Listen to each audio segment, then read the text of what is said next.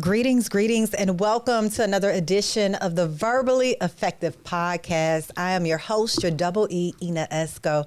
This is the podcast that intersects art, culture, politics, entertainment with a Memphis focus. And I have some very special guests in the studio with me here at Collage Library. And I've worked with you guys, I want to say the last 3 or 4 years on, a big event that you guys have later in the fall. But today it's all about Elevate. A huge event that you all are having next week. But before we get into Elevate, I'm going to make the introductions. We're going to start with Marcellus Harper, the founding director over there at Collage Dance. How are you, Marcellus? I'm great, Ina. Thank you so much for having us. Yes. So Marcellus, you got the sexy voice on today. I'm so happy you're joining me. The allergy voice. Look, I've been saying, Marcellus, I need to get you on the podcast. I've had Kevin join me before, but I'm glad you're here today because we're going to get into some of the history behind Collage Dance, why it was formed, how it's helping so many Black dancers and artists out here in Memphis. And we also have Victoria Jaenson with her first season here at Collage Dance Collective. How are you, beautiful? I'm doing well. Thank you so much for having us. Yes. And you're originally from where again? Uganda. Uganda to Memphis. I love it. But I know you have a story to tell today on the Verbally Effective Podcast. We're going to start with Marcellus first. Marcellus, tell me how you even came up with the concept of bringing a Black dance company to Memphis. Yeah, that's, I would never have imagined in a million years that I would be, when I was in high school or growing up, leading a ballet company. So there's a lot of divine intervention involved in terms of like how my path ended up leading me here. I've always had a passion for the arts. Growing up, I was very involved in theater and music, oratory. Those were all passions. But I was always, I was socialized and also raised to believe that the arts were not something that you could have a career in. Correct. That it was something that was a hobby, and so I was more tracked towards science and tech. And always did and participated in the arts, but again, it was extracurricular, and I thought that it was a hobby. Fast forward, I went to school pre-med. Pre-med? Yes, I was pre-med. I was actually in a scholarship program that had a focus on, or was geared to students who were going after their MD, PhD. And so I was 3 years into that program and also taking theater classes. Mm-hmm. And I remember my theater professor saying that basically I had gone as far as I could go with the theater classes. And so if I wanted to go further, I would have to become a theater major. Mm. And so about 3 years in, became a theater major, left the scholarship program. And I think, what did your parents say? That's a big shift. That is a big shift. My whole life changed. And it was a very difficult transition, and the beginning of a transition towards like really trying to be honest with myself about, where my passions lie, what my mission is, and just walking boldly in that purpose. It wasn't an easy transition. It took several years, but I think ultimately it led me here. And so fast forward, I lived in New York with the thought that I would pursue a theater career in New York. Met Kevin Thomas, who's the founding artistic director. And so we began dabbling in producing dance performances. He was dancing with the Dance Theater of Harlem at the time. And, just from that very, humble beginning of producing dance performances just as a passion project, that's kind of evolved into this full-time, all-encompassing career.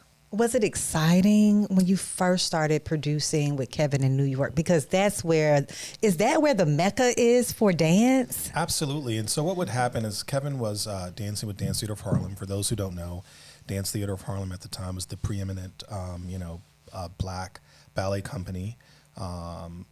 And so DTH would get approached by folks who wanted them to perform. And if the project wasn't at the right scale, if it wasn't, something that was suitable for a company of that stature to take on, they would kind of pass it on to Kevin and say, hey, if you want to pull some dancers together to kind of, do this small gig out, in Vermont or do this small project here, go ahead and run with it. And so I really just kind of helped Kevin, supported him on the production side and the administrative side and some of the creative to kind of pull these smaller projects off. And when DTH went on hiatus, there were several dancers who were displaced, who didn't have a platform anymore. And so Kevin and I felt like we wanted to try to fill that void. And also, because of how important we thought Dance Theater of Harlem was, we felt that there should be more than one company like Dance Theater of Harlem that really is committed to diversity and representation and providing safe spaces and culturally affirming spaces for Black dancers and dancers of color. So we set out to create Collage. And how did you get from New York to Memphis? Yeah, that's a beautiful question. Again, at this time, it was all a passion project. We weren't making any money by doing this. I had an opportunity to work at St. Jude, because both Kevin and I still had day jobs when Collage started, because Collage was making. And you had that pre-med background too. Yeah, so I had a little bit of, I had some skills that I could leverage. So I had an opportunity at St. Jude, and I said to Kevin, "What do you think about, what do you think about bringing Collage to Memphis?" And I had never really, Memphis wasn't on the radar. I didn't really know where it was on a map at the time. If you had asked me, it wasn't even a thought. And so for about a year, we kind of played with the idea, did our own due diligence, did our own kind of intel about what Memphis would be like, and thought we were moving to Atlanta. So, just heard that Memphis had a strong Black middle class, heard that it was progressive, heard that it already had a strong artistic and cultural scene. So it was like, yeah, this sounds like all the right ingredients for something like what we're trying to do to work. We moved to Memphis. It wasn't Atlanta. Okay. Which, is probably good and bad, has its pros Plenty and its of cons. opportunity. Yes. But it was a very special place that had so much opportunity. And if you are someone who wants to make a difference, it's really inspiring to see that impact happen, in a city like Memphis, where you might not be able to see it in a city like New York as quickly. Indeed. And you're originally from where? I'm originally from the Washington, D.C. area. Gotcha. Wow, that is amazing to just hear you talk through how, you were into the arts at a young age, went to school, changed your major to theater arts, and started working with Kevin in New York, and now you're in Memphis with Collage. Isn't that amazing? It is amazing. And one of the things that I'm most inspired about this job is that I get to work with so many young people and really stand in front of them and put forward the message that you can make a living doing what you're passionate about. Yes. And so whether that's ballet or anything else, I think too few Black kids hear that messaging. So if you're passionate about making cupcakes, if you're passionate about ballet, if you're, you can make a living doing that. And I think, kids that don't grow up looking like us, I think that they hear that message more and therefore feel that they have more opportunities. And so, it's a very inspiring, it is message to be part of. Indeed. Well, Victoria, we are going to transition into your story, because you told me you are originally from Uganda and now you're in Memphis with Collage. Tell me how all of that happened. I was adopted in Uganda, lived in Cote d'Ivoire from 2 to 5 in West Africa after, and then moved to Vermont when I was 5 years old. Can we stay a minute on Uganda for a second? Yeah, of course, absolutely. Tell me about Uganda. Yeah. And you growing up there. Well, so I only spent 2 years in Uganda as a Gotcha. child, and then I Gotcha. went back and visited. Okay. I'm so lucky that my mom and family spent so much time out there. She spent about 20 plus years working for UNICEF out there. So we brought a lot of culture home with us and a lot of Ugandan values within our family. And I have older sisters who are also born and raised in Uganda. Wow. So that I'm super grateful for. It's placed in East Africa on Lake Victoria, which I'm named after. Okay. And there's just so much beauty there, you know. I definitely am overdue for a visit. I was telling Marcellus. I haven't been there yet. I am wanting to go so bad, and I'm wondering which country do I really want to go to. I mean, I'm of course biased, and I'll say I know Uganda. you are. I know you are. But we have a little bit of everything. People don't know. We have, I think, one of the biggest populations of gorillas on the western side, because we border very close to Rwanda, and then Congo is also close by. And then we have Queen Elizabeth National Park, full of so many animals and protected space for them. And on Lake Victoria, which is just one of the biggest lakes to exist. You can see it on the map right there. And it's also the source of the Nile, which runs upwards, which is a very unique thing. So it's a magical place, It is. It's kind of, as I learn more research, it is also the beginning of humanity, Southeastern Africa is where we all began.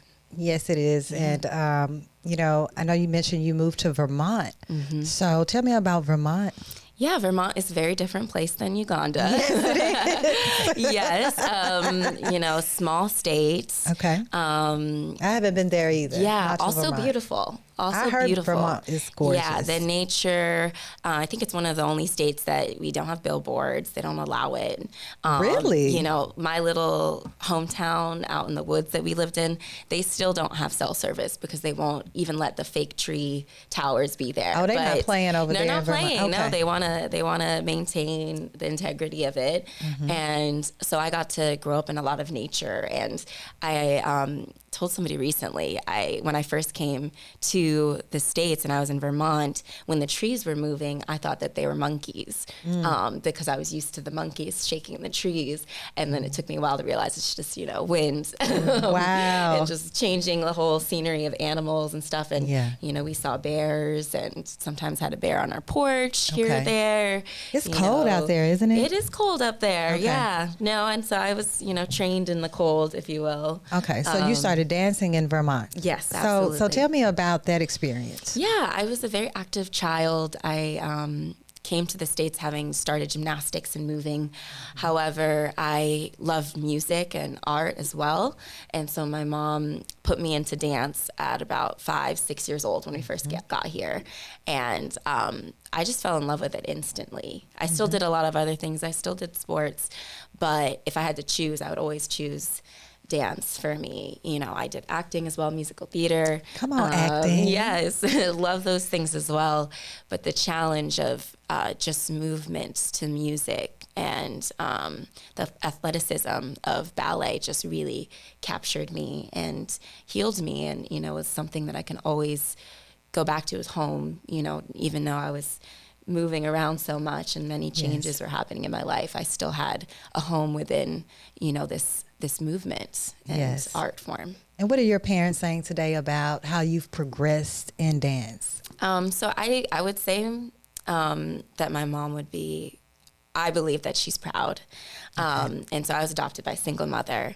However, she has dementia. And so that's been ongoing and developing. Yeah. So she won't get to see me perform with Collage, unfortunately, which is, just heartbreaking because she's a person who, she had my back and she had such a unique story.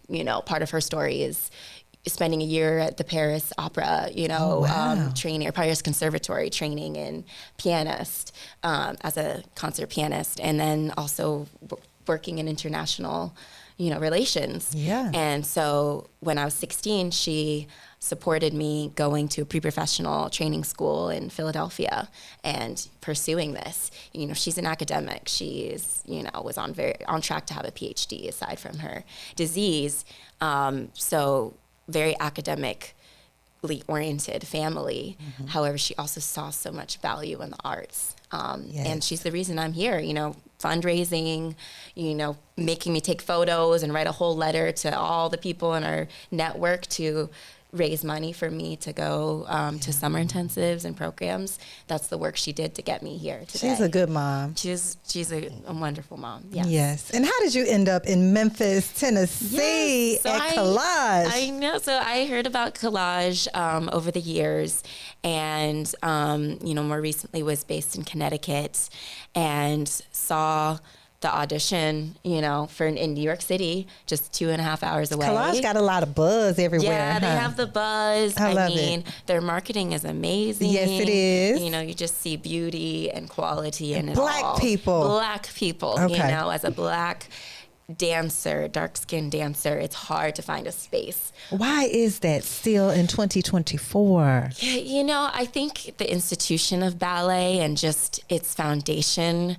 and where it started regionally as a Eurocentric art form just continues to, it's just having a hard time shifting and accepting accepting people of color and the culture of people of color, and the fact that that can also be represented through this art form. So I was frustrated, to be honest, when I got into the professional world. I thought I would see more change than I saw. Were you looked over many times? Oh, yeah. Yeah, I definitely feel, you know, although I was primed and had the training in place to, you know, start a professional career, oftentimes I was set aside, and it took more time, you know, and it was frustrating. And it was hard to find a space where the willingness to be invested in me and push me to get to my, you know, full potential wasn't quite there.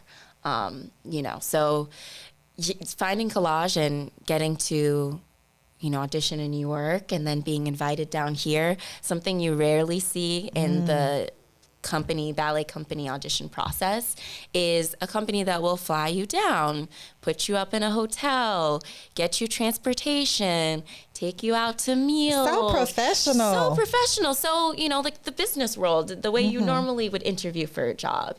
And they're auditioning you, you're auditioning them. We got to see the space, and, you know, it was, you know, instant love. Did it feel like home? It felt like home. Okay. Absolutely. There's things that when I walk into this space, I don't have to think about, you know, like being in a white space and feeling alone in that. I have all my brothers and sisters right there in the space with me, and it's something I'm very grateful for. Well, thank you and welcome, Victoria, to Memphis. And I know Collage is loving on you right now.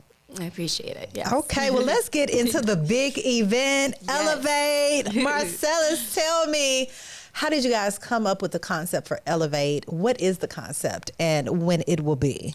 And give me all the deets. Oh my gosh, yes. So Elevate, it's really an extension of our season theme, which is really elevating, you know, taking the organization to the next level, artistically, administratively, in all of the aspects. We have experienced tremendous growth over the past 3 years. How many dancers do you have now? Yeah, versus when you first season? So 3 years ago, when the pandemic started, we had 8 professional dancers. Wow. You know, and today we have 16. So the company has doubled. Our operating budget has, you know, grown significantly. The number of students we serve has, you know, doubled. We serve 1,000 kids a week. And so we just have seen, you know, as I said, just tremendous growth in a period when some of our peers, you know, have actually shrunk. And so it really speaks to the community's support of the organization. It speaks to the need and the niche that we feel within the community. And it also speaks to the hard work of our artists, the beauty of the dancers like Victoria and what they bring to the stage and how that resonates with the audiences. And so to continue and sustain this growth, it's really been all about how we elevate. Mm-hmm.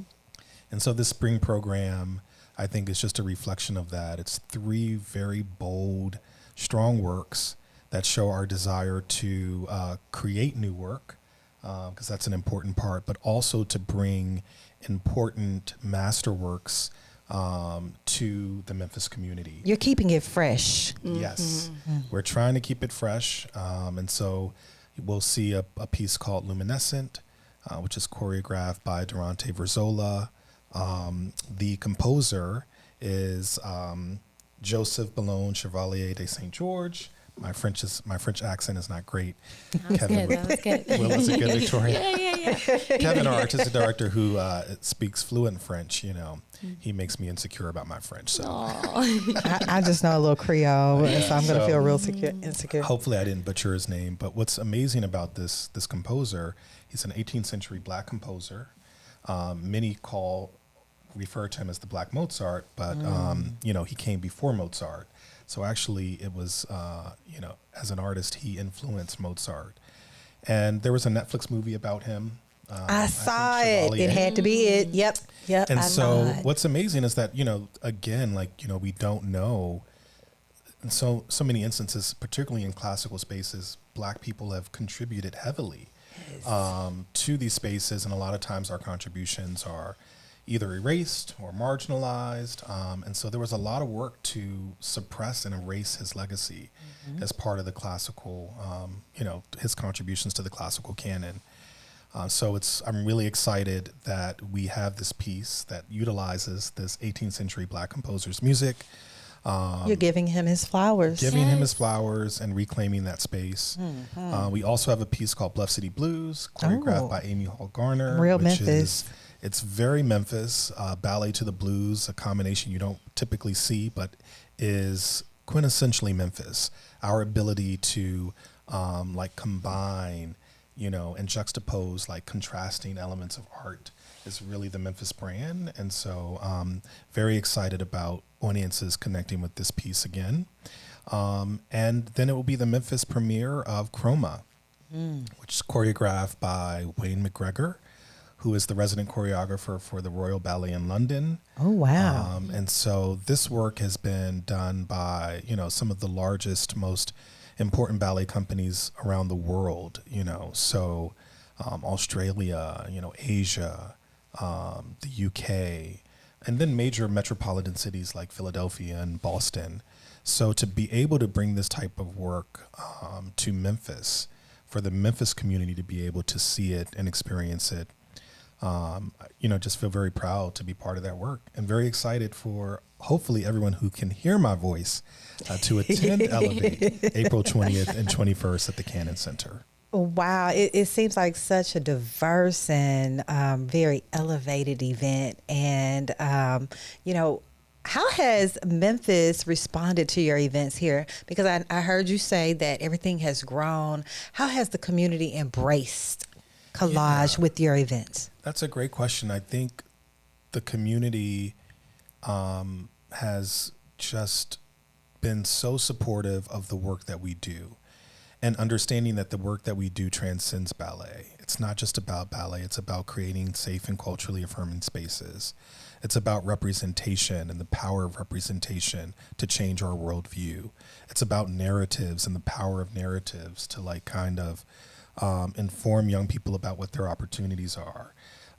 It's really about more than ballet. It's about excellence and it's about, discipline. It's about all of these powerful things that people who have supported and embraced us see the value in and see how that positively impacts the community. So I'm just very grateful that we have been supported in that way. With that said, we do produce art and, art is hard. It's a hard sell. We're in a city that, values sports. It values food. It values, religion, church. So not fitting within sometimes those lanes, it's hard to get people to respond the way that I feel like I want more people to see the work. Less than 3% of U.S. adults see ballet. So that means that the vast majority of folks are not attending ballet performances. And I feel like they're just robbing themselves of a really beautiful experience. Most of the people who come into the space and see a performance, I would say 9 times out of 10, the most common comment I receive is, I had no idea. Yes. I had no idea it's really beautiful that it was going to see. be like this. It's an experience. Yeah. I think we have a preconceived notion about what dance is and what ballet is. And I'm not saying that all dance and all ballet is great. A lot of it's not. Some of it's very boring. So I get it. But our work and what I think we do well is to really create work that's engaging, that's relatable, that's accessible. Because what I'm trying to do is touch that 97%.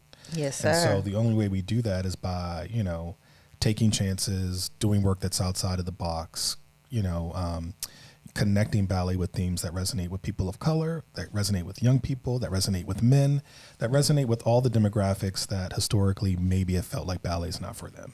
I love it. I love it. And you really said something when you kind of outlined the things that Memphis appreciates, because that is so true. Mm-hmm. That is so true. And as an artist myself, just with elevating the voices of storytellers with podcasting, it could get a little challenging to get other people on board to see the vision. So I definitely can empathize with you with that. Victoria, how are you contributing to Elevate? Yeah, I'm here to put on my best performance and, share my passion with the audience. It's a magical feeling. Most of our work is rehearsing and preparing, and then we get that moment on stage and we get to perform. And for dancers, that moment, it's magical. It's the height of it, and it's a relationship with the audience. So we're giving something, and hopefully they're receiving it. And we also get something from the audience as well. And one of the pieces, Bluff City Blues, which I'll be dancing, is such a fun, especially performing it here in Memphis, knowing that the music is, Memphis artists and an ode to the community. It's just fun to play with the audience. It's fun to play with the other dancers and really let our own individual selves, shine through as well. We get to be human, we're dancing and we're doing really technically hard things, but we're also people, telling a story on the stage. So I think audiences will be really excited for the range that we have and that we're putting out. And you get to see a little bit of everything. And it's going to be a journey and maybe audience members will go through a transformation, I love to leave a theater and just feel like I've seen something new, or I felt something new, or I have a new perspective, because you can feel those things through dance, even though it's not verbal.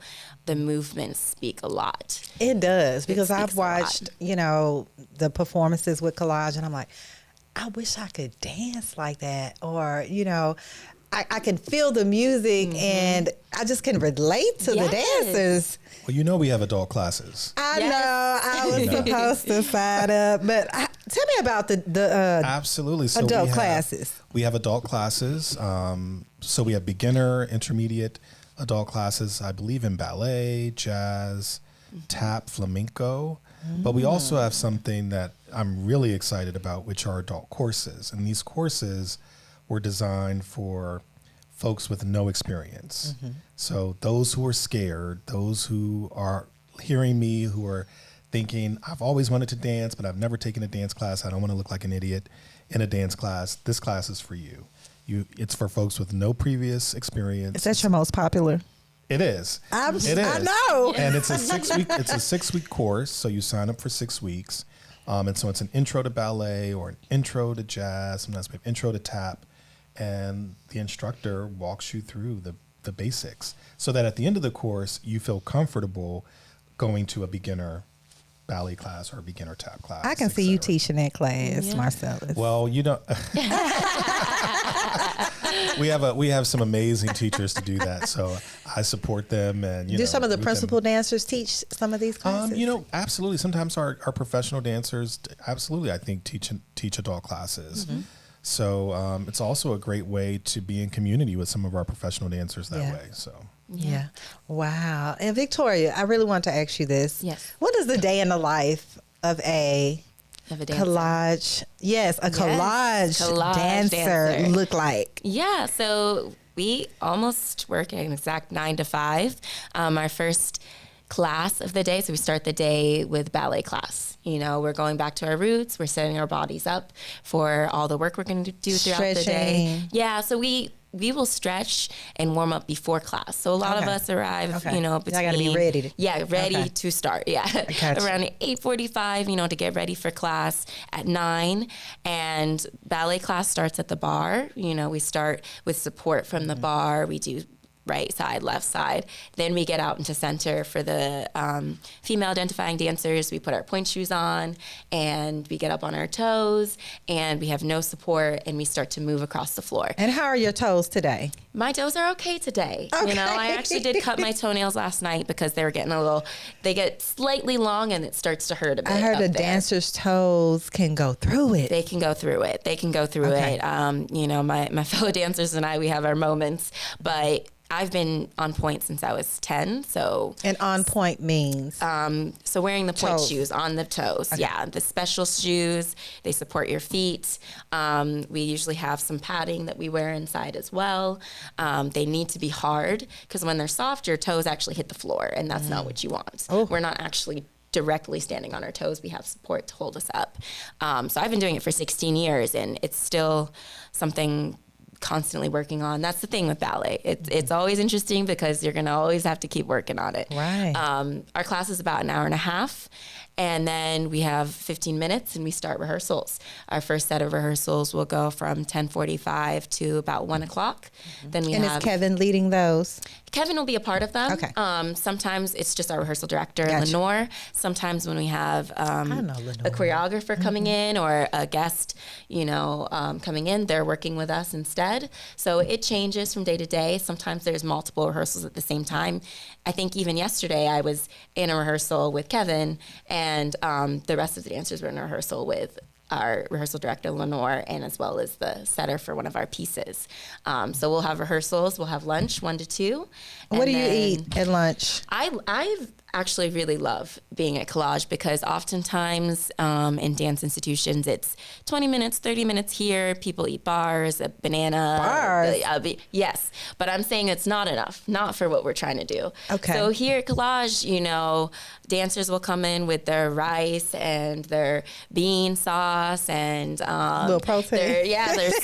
There's salads, but usually some hearty food. You know, everyone sits down and eats something before we go into the second half of our day. Because you really need to keep it light. Because of the rigorous. Each body is different, and of course you want to process the food, but you know, I think the first week I looked at my watch and I'd burned like 3,000 calories on that first day. So we have to So you're refuel. Keeping up with that. We have to refuel. Yeah. Okay. For me, it's a challenge to make sure I eat enough for what I'm burning. I wish I had that challenge. I know people hate when I say that. I know. It's what size are you, Victoria? What size? Like clothing size? Like 0. Zero. You don't look like a 0 to me. You look a little thicker than a 0. Yeah, no, I have a little thicker snicker. I got, you know, I have some curves on me. Yes, you do. But it's interesting. Like it's still, you know. And curves are okay at Collage. Exactly. Because I've seen some curves at Collage. Absolutely. Yes, absolutely. And I love the fact that there are so many guys dancing at Collage, and they're so good. They're so good. Are you guys seeing an increase in the interest for men with joining Collage? Absolutely. I think, you know, we're very proud of our boys program. We're very proud of the number of young men that we reach in our Turning Point program. So that's when we actually go into the schools and teach dance as part of the school day or in an after-school model. And then, like you said, our professional dancers, the men are just amazing athletes, amazing artists, and to see that artistry and athleticism come together, I think they're great role models and examples, hopefully, for other men to come and be part of the community, whether that's as a student or as an adult. So we also have adult classes. Yes. Love to see men in those as well. Okay. And I'm coming to the zero beginner. Yes. That's our adult courses. Yes. Now, I will tell you that when I was a child, my mom did have me in ballet. And I have like these old pictures in my little tutu and a little, sparkly outfit. Yeah. But I can't give you no moves. Like, I didn't stay in it long, maybe 2 years, very young. That's okay. Yeah. So. No, I think it's a part of a lot of people's growing up, especially for girls. And the discipline you learn in dance, I think, is very valuable. It translates well to anything you can do, Indeed. So I have a lot of friends who danced throughout their young adult and childhood, and they don't necessarily dance professionally now, but I still think it informs their life, and also the ability to take care of our bodies and, move and be healthy and have joy in that. That is true. And part of like getting more boys to be involved with ballet is really education. And so that's a big part of the work that we do, is really trying to educate folks on what ballet is and what it's not, dispelling myths. And that's across the board. A lot of people, their vision of what ballet is comes through Disney movies or, Disney cartoons. So even young girls will come to Collage and think that, ballet is all about unicorns and fairy dust and pink tutus. And it's actually not. It's about core work and planks and push-ups. It's a workout. It's about stretching and enduring pain. It's about working through injury. Yes, they are so strong. It's about all of these things that have nothing to do with glitter and unicorns and pink and all of this stuff that typically is associated with girls.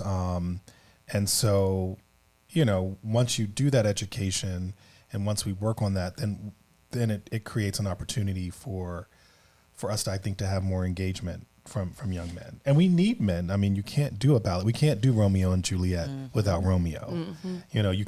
There can't be a princess without a prince. True. So we need men in this art form.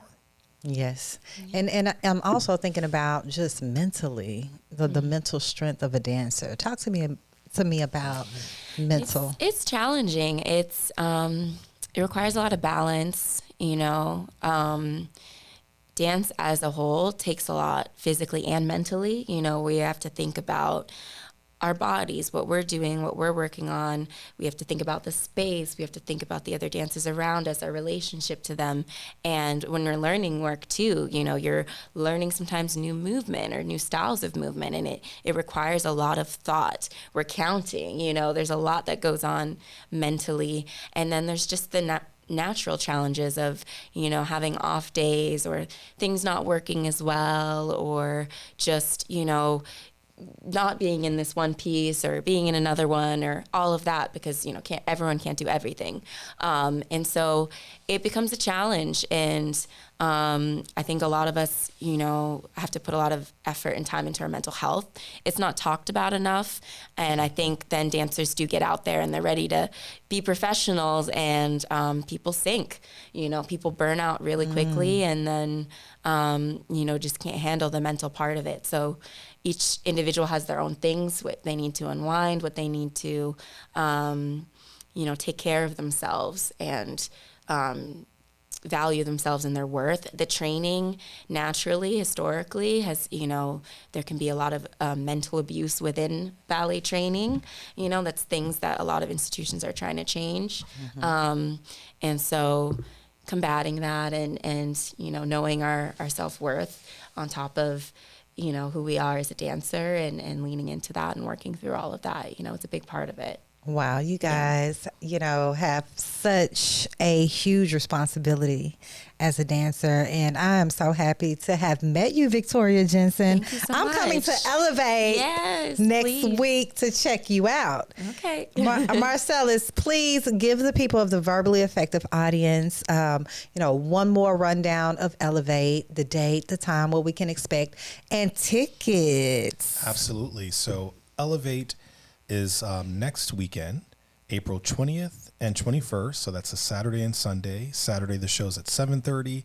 Sunday, it's at 2:30 at the Cannon Center for the Performing Arts. And I believe for you, Ina, because you are special, and for your audience, I think we're offering discounted tickets. Wow. Absolutely. Okay. So Yeah. Yes, think and we I gotta- have that information. I was like, So that was the tickets. segue. Yes. It wasn't very smooth. I'll work on my segue next You time. so good, Okay. Marcellus. Tickets start at just $20 currently, and verbally effective listeners, check this out. You can unlock the code by entering 50OFF.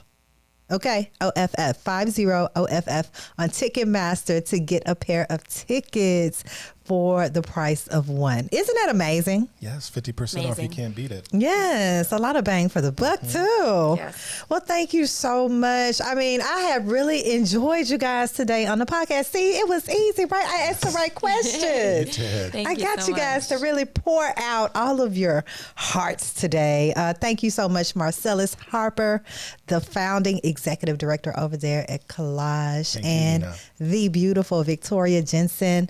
you, Ina. You are amazing, lady. Thank you. And Appreciate I that. pray that, we'll see you here in Memphis for more than one season. How long y'all usually stay over there at Collage? Forever? Oh, forever. They Okay. yeah, so far. So can people check out the programming for Collage? Give us the website. Yes, the website is Collage Dance, COLLAGE dance.org. And you can also follow us on Instagram and Facebook, Collage Dance. And yeah. Yeah. When are the next auditions? Well, we've just wrapped auditions, so I'm very excited to say that all 16 dancers are returning next year, which is a big deal. I think it speaks to the great work that's happened this year.